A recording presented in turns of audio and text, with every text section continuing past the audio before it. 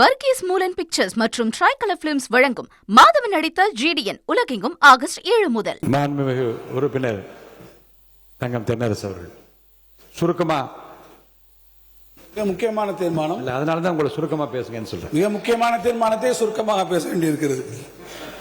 மாண்புமிகு பேரவைத் தலைவர்களே, இந்த அவையில் இன்று முன்மொழியப்பட்டிருக்கக்கூடிய மிக முக்கியமான இந்த தீர்மானத்தின் மீது திராவிட முன்னேற்றக் கழகத்தின் சார்பில் அளிக்கப்பட்டுள்ள திருத்தத்தினை முன்மொழிந்து கழகத்தின் சார்பில் கருத்துக்களை இந்த அவையிலே வழங்குவதற்கு வாய்ப்பினை வழங்கியிருக்கக்கூடிய கழகத்தினுடைய தலைவர் தளபதி அவர்களுக்கும் நம்முடைய மாண்புமிகு எதிர்க்கட்சி தலைவர் அவர்களுக்கும் பேரவைத் தலைவரான தங்களுக்கும் இந்த பேரவைக்கு 6வது முறையாக என்னை அனுப்பி வைத்து மக்கள் பணியாற்ற வாய்ப்பளித்திருக்கக்கூடிய திருச்சுழி தொகுதியினுடைய வாக்காளர் பெருமக்களுக்கும் நான் முதற்கண் என்னுடைய நன்றியினை தெரிவித்துக் கொள்ள விரும்புகிறேன்.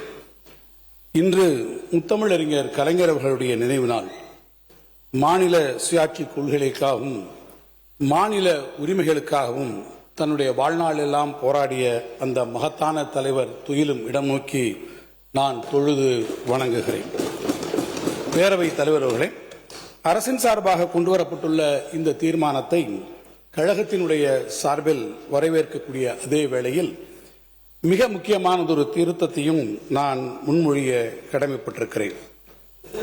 நம்முடைய மாண்புமிகு நிதியமைச்சர் அவர்கள் கொண்டு வந்திருக்கக்கூடிய இந்த தீர்மானத்தின் 4வது பத்தியில் முதல் தீர்மானம் கீழ்கண்டவாறு அமைந்திட வேண்டும் என்ற திருத்தத்தை நான் முன்மொழிகிறேன். இந்திய அரசியலமைப்பின் நிதிசார் கூட்டாட்சி கொள்கைகள் சமத்துவம் மற்றும் நியாயம் ஆகியவற்றுக்கு இணங்க ஒன்றிய அரசுக்கு செலுத்தப்படும் வரிகளின் மூலம் மாநிலங்களுக்கு ஒன்றிய அரசால் பகிர்ந்து அளிக்கப்படக்கூடிய வரி தொகுப்பிலிருந்து மாநிலங்களுக்கு 50% நிதி பகிர்வினையும் அதனை ஒட்டி தமிழ்நாடு மாநிலத்திற்கு உரிய நிதி பகிர்வினையும் உறுதி செய்ய வேண்டும் என்கின்ற இந்த திருத்தத்தை நான் இங்கே முன்மொழிய கடமைப்பட்டிருக்கிறேன். காரணம், இந்த அவையிலே கொண்டு வரப்பட்டிருக்கக்கூடிய தீர்மானம் அதனுடைய வடிவில் பொதுப்படையாக ஜெனரிக்காக இருக்கிறது. எனவே நாம் 16வது நிதிக்குழுவின் முன்பு நம்முடைய அரசின் சார்பாக ஏற்கனவே தெரிவித்திருக்கக்கூடிய கருத்துக்களின் மற்றும் அரசினுடைய நிலைப்பாட்டின் அடிப்படையில் நிதி பகிர்வு என்பது 50% மாநிலங்களுக்கு இருக்க வேண்டும் என்றும் அது குறிப்பாகவும் வெளிப்படையாகவும் ஸ்பெசிபிக் அண்ட் எக்ஸ்பிளிசிட்டாகவும் இருக்க வேண்டும் என்ற வகையில் நான் இந்த திருத்தத்தை முன்மொழிந்து அந்த திருத்தம் ஏற்றுக்கொள்ளப்பட வேண்டும் என்று நான் வலியுறுத்த கடமைப்பட்டிருக்கிறேன். பேரவைத் தலைவர் அவர்களே, இந்த பேரவையிலே கொண்டு வரப்பட்டிருக்கக்கூடிய இந்த தீர்மானம் தமிழ்நாட்டிற்கான நிதி எவ்வளவு கிடைக்கிறது அல்லது எவ்வளவு கிடைக்கவில்லை என்பதை குறித்த விவாதம் மட்டுமல்ல, மாறாக இது இந்திய கூட்டாட்சி தத்துவத்தினுடைய எதிர்காலத்தை பற்றியது ஒரு விவாதத்திற்கான தீர்மானமாகவும் அமைந்திருக்கிறது. நாம் இழந்திருக்கக்கூடிய உரிமைகள் குறித்த விவாதமாக இந்த விவாதம் அமைந்திருக்கிறது. மாநில அரசினுடைய உரிமைகளுக்கும் ஒன்றிய அரசுக்கும் இடையில் இருக்கக்கூடிய இந்த பொறுப்புகளுக்குமான இடையேயான சமநிலை குறித்த விவாதமாகவே நான் இந்த விவாதத்தை காண்கிறேன். இந்திய கூட்டாட்சியினுடைய வலிமை எதில் இருக்கிறது என்ற கேள்வி இன்றைக்கு வந்திருக்கிறது. அந்த கேள்விக்கான விடை மாநிலங்களினுடைய வலிமையில் தான் அது இருக்கிறது என்பதுதான் அதற்கான உரிய பதிலாக இருக்க முடியும். நம்ம எல்லாம் வளர்த்து ஆளாக்கிய பேரறிஞர் பெருந்தை அண்ணா அவர்கள் அதை குறித்து மிக அருமையாக சொன்னார்கள். ஒன்றிய அரசினுடைய வலிவு என்பது மாநிலங்கள் ஒவ்வொன்றினுடைய தனித்தனி வலிமையையும் கூட்டியதால் ஏற்பட்டிருக்கக்கூடிய வலிமையை தவிர மாநிலங்களுக்கு அல்லது இருக்கக்கூடிய அந்த வலிமையினுடைய ஒட்டுமொத்த வலிமையை தவிர அது ஒன்றிய அரசிற்கான தனிப்பட்ட வலிமை அல்ல என்று அவர்கள் வலியுறுத்தினார்கள். மாநில அதிகாரங்கள் ஒன்றிய அரசு இன்றைக்கு அவர்கள் குவித்துக் கொள்வதால் மாநிலங்கள் இன்றைக்கு பலவீனமடையுமே தவிர ஒன்றிய அரசிற்கு அதனால் புதிய வலிவு ஏதும் ஏற்பட்டு விடாது என்று அண்ணா அவர்கள் இன்றைக்கு எடுத்துச் சொன்னதை நான் இங்கே எடுத்துச் சொல்ல விரும்புகிறேன். அதை ஒட்டித்தான் கடந்த காலங்களிலும் நிதி ஆயோக் கூட்டங்களிலே நம்முடைய முன்னாள் முதலமைச்சர் தளபதி அவர்கள் தமிழ்நாட்டினுடைய இந்த கருத்தை மிக வலிமையாக அங்கே எடுத்து வைத்திருக்கிறார்கள். இன்றைக்கு சூழ்நிலை என்ன? மாநிலங்களுக்கான இருக்கக்கூடிய இந்த வருவாய் ஆதாரங்கள் குறைகிறது.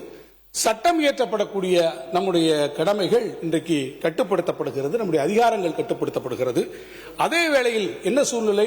மாநிலத்திலே இருக்கக்கூடிய மக்களுடைய எதிர்பார்ப்பு மாநில அரசை நோக்கி இன்றைக்கு வந்து கொண்டிருக்கிறது, அதிகரித்துக் கொண்டிருக்கிறது. இந்த முரண்பாட்டை தான் இந்த தீர்மானத்தை நாம் இன்றைக்கு விவாதிக்க வேண்டி இருக்கிறது. சுருக்கமாக சொன்னால் செலவு பொறுப்பு என்பது மாநிலங்களிடத்திலே இருக்கிறது, ஆனால் வருவாய் ஆதாரங்கள் யாரிடத்திலே இருக்கிறது சொன்னால் அது ஒன்றிய அரசு இடத்திலே இருக்கிறது. இந்த முரண்பாட்டை தீர்க்காமல் தமிழ்நாட்டினுடைய எதிர்கால வளர்ச்சியை நாம் தீர்மானிக்க முடியாது. எனவேதான் இந்த விவாதம் இன்றைக்கு மிக முக்கியமான விவாதமாக இருக்கிறது. பேரவைத் தலைவர் அவர்களே, நாம் அனைவரும் நன்றாக அறிவோம், தமிழ்நாடு இன்றைக்கு இந்தியாவிலே இரண்டாவது மிகப்பெரிய பொருளாதாரம், the second largest economy in the state என்று நீங்கள் இந்த கண்ட்ரி என்று நீங்கள் எடுத்துக்கொண்டால் அது தமிழ்நாட்டை சொல்லக்கூடிய அளவிற்கு நாம் வளர்ந்திருக்கக்கூடிய ஒரு மாநிலமாக இருக்கும். இன்றைக்கு இந்தியாவினுடைய மொத்த உள்நாட்டு உற்பத்தி மதிப்பில் ஜிஎஸ்டிபியில் 9% பங்களிப்பை நாம் தருகிறோம். மொத்த ஏற்றுமதியில் 11% பங்களிப்பை நாம் தந்திருக்கிறோம். உற்பத்தி துறையிலே நாம் முதன்மை மாநிலமாக இருக்கிறோம். தொழிற்சாலைகளிலே 11% நம்மிடத்தில் இருக்கிறது. பெண் தொழிலாளருடைய பங்களிப்பில் நாம் முதன்மையாக இருக்கிறோம். நம்முடைய இயற்கை வளங்கள், குறிப்பாக மனித வளம், கல்வி அறிவு இந்த வளர்ச்சிக்கு அடிப்படை காரணங்களாக இருந்திருக்கிறது. இந்த வளர்ச்சி தான் ஒட்டுமொத்த இந்தியாவினுடைய பொருளாதாரத்துக்கு தூணாக தமிழ்நாடு இன்றைக்கு வந்திருக்கிறது. அதன் அடிப்படையில் நாம் இன்றைக்கு பெற்றிருக்கக்கூடிய உண்மையான பொருளாதார வளர்ச்சி என்பது 11.19% வந்திருக்கிறது என்று சொன்னால், நாம் கட்டிக்காத்து வளர்த்திருக்கக்கூடிய இந்த வளர்ச்சிக்கு நாம் அளித்திருக்கக்கூடிய மிகப்பெரிய பங்களிப்பு தனிநபர் வருமானங்கள் இன்றைக்கு 3.63 லட்சமாக கூடியிருக்கலாம். ஆனால் நம்முடைய மாநிலத்திலே இன்றைக்கு தொடர்ச்சியாக நாம் கடைபிடித்து வரக்கூடிய நல்ல நிதி நிர்வாகங்களை கணக்கிலே எடுத்துக்கொள்ளாமல், நம்முடைய நிதி ஒழுங்கிற்கு, பிஸ்கல் டிசிப்ளினுக்கு உரிய முக்கியத்துவம் தராமல் இன்றைக்கு நிதி பகிர்வே நம்முடைய மாநிலம் தொடர்ந்து இன்றைக்கு புறக்கணிக்கப்பட்டுக் கொண்டு வந்திருக்கிறது. நான் பலமுறை இந்த அவையிலே சொல்லி இருக்கிறேன், ஒன்றிய அரசு இன்றைக்கு நாம் கொடுக்கக்கூடிய ஒவ்வொரு ரூபாய்க்கும் 29 பைசா நமக்கு வருகிறது. இதே உத்தரப்பிரதேசத்தை நீங்கள் எடுத்துக்கொண்டால் ₹2.73, பீகாருக்கு ₹7.06. நான் மற்ற மாநிலங்கள் குறை சொல்லவில்லை, நீங்கள் கொடுங்கள், எல்லா மாநிலங்களுக்கும் கொடுக்கிறது நீங்கள் கடமைப்பட்டிருக்கிறீர்கள். ஆனால் தமிழ்நாட்டிற்கு இந்த புறக்கணிப்பு ஏன் என்பதுதான் தொடர்ச்சியாக என்னுடைய கேள்வியாக இருக்கிறது. குறிப்பாக ஜிஎஸ்டி வந்ததற்கு பிறகு நம்முடைய பிஸ்கல் அட்டானமி என்பது முழுமையாக இல்லை. ஒரு பொருளுக்கு எந்த அளவிலே நாம் வரி விதிக்கலாம் என்கிற உரிமையை நாம் இழந்திருக்கிறோம். ஒட்டுமொத்தமான வருவாய் அதிகாரங்கள் இன்றைக்கு ஒன்றிய அரசிலே குவிக்கப்பட்டிருக்கிறது. கடந்த ஆண்டிலே கூட ரேட் ரேஷனலைசேஷன் ஃபார் ஜிஎஸ்டி வருகிற போது ஜிஎஸ்டி கவுன்சிலில் நாங்கள் அதான் சொன்னோம், நீங்கள் இப்போது விகிதங்களை குறைப்பதற்காக பார்க்கிறீர்கள், ஆனால் நீங்கள் எதிர்பார்க்கக்கூடிய பாயின்சி வரவில்லை. ஒரே நிமிஷம், பாயின்சி வராது. அதன் காரணமாக மாநிலங்களுக்கு வர வேண்டிய வரி வருவாய்கள் குறையும் என்று நாங்கள் அன்றைக்கு எதிர்பார்த்து சொன்னோம். இன்றைக்கு அதுதான் நடைமுறையிலே வந்திருக்கிறது. எனவேதான் இந்த மாநில ஒன்றிய அரசினுடைய நிதி உதவி திட்டங்கள் அதை எடுத்துக்கொண்டு பார்த்தீர்கள் என்று சொன்னால், ஒருபுறம் ஒன்றிய அரசினுடைய பங்களிப்போடு நடக்கக்கூடிய இந்த திட்டங்களில், ஒன்றிய அரசின் திட்டங்களில் மாநில அரசினுடைய நிதி பங்களிப்பு உயர்ந்து கொண்டே போகிறது. ஒரு காலத்தில் 25% இருந்தது, இப்போது 40% உயர்த்தப்பட்டிருக்கிறது. எனவே நமக்கு வரவேண்டிய வருவாய் பகிர்விலும் குறைவு. இன்னொரு வகையிலே ஒன்றிய அரசிற்கு நாம் கொடுத்திருக்கக்கூடிய நிதி பங்களிப்பு என்பது மாநிலங்களுடைய சுமையை இன்றைக்கு உயர்த்தி கொண்டே இருக்கிறது. இதில் இன்னொரு பெரிய முக்கியமான விஷயம், இந்த வரி தொகுப்பிலிருந்து நமக்கு வருவதை குறைக்கக்கூடிய அதே வேளையில் செஷன் சர்சார்ஜஸ் என்கின்ற வகையிலே ஒட்டுமொத்த வரி தொகுப்பிலிருந்து வரக்கூடிய இந்த பகிர்வுக்கு தாண்டி அதற்கு வெளியே இன்றைக்கு இந்த நிதி குவியலை ஒன்றிய அரசு தன்னிடத்திலே கொண்டிருக்கிறது. அதற்கான காம்பன்சேஷன் என்னவென்பதற்கு இன்றைக்கு வரை ஒன்றிய அரசு நம்மிடத்திலே சரியான முறையிலே விளக்கங்களை கொடுக்கவில்லை. இந்த சூழ்நிலையில் தான் கடந்த ஆண்டும் நாம் நிதிக்குழுவிலே பேசியிருக்கிறோம், பினான்ஸ் கமிஷனில் சொல்லி இருக்கிறோம். 9வது நிதிக்குழுவிலே 7.9% இருந்த நம்முடைய வரி பகிர்வு நமக்கு முடிச்சிட்டேன், ஜஸ்ட் கன்க்ளூட் பண்றேன். 9வது நிதிக்குழுவிலே நமக்கு 7.93% இருந்த அந்த நிதி பங்களிப்பு என்பது 15வது நிதிக்குழு காலத்திலே 4.079% குறைகிறது. 9லிருந்து 4க்கு வந்துட்டோம். 16வது நிதிக்குழுவிலே நம்முடைய தமிழ்நாட்டினுடைய வாதங்களை எவ்வளவு சிறப்பாக நாம் வைத்திருந்தாலும் கூட நமக்கு கிடைத்திருக்கக்கூடிய உயர்வு என்பதை பார்த்தீங்கன்னா ரொம்ப மிக மிக குறைவு. 0.018% இந்த சதவீத புள்ளியில் தான் நமக்கான உயர்வு கிடைத்திருக்கிறது.